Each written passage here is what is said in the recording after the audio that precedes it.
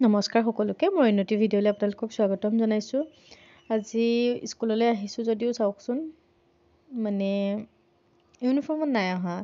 আজি ল'ৰা ৰেলী কৰিবলৈ যাব আৰু পিয়লি ফুকন হৈ আহিছে, ফ্ৰীডম ফাইটাৰ পিয়লি ফুকন হৈ আহিছে।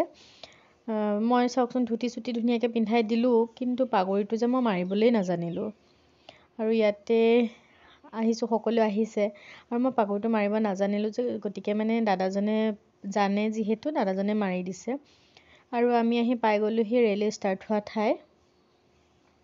ৰেলী কৰিলে আৰু এতিয়া আমি আবেলি কাৰাটে প্ৰেক্টিচলৈ বুলি ওলাই আহিলোঁ।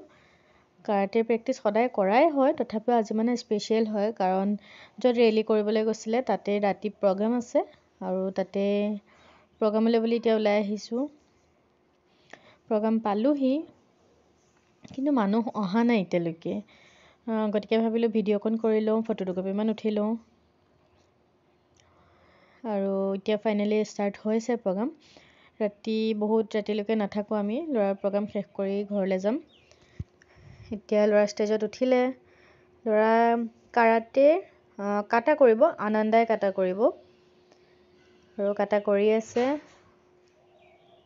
কাটা কৰি হৈ গ'লগৈ আৰু এতিয়া আমি ঘৰলৈ যাওঁ। আৰু ফটো চটো উঠিছিলোঁ যিহেতু, ফটো দুকপিমান আপলোড নিদিলেনো কেনেকৈ হ'ব কওকচোন। আৰু ফটো এয়া 3জনী পখিলা ফটো উঠিছিলোঁ পূৰা। আৰু মোৰ ভিডিঅ'টো ইমানলৈকে আছিলে। আজিলৈ আহিছোঁ, বাই বাই।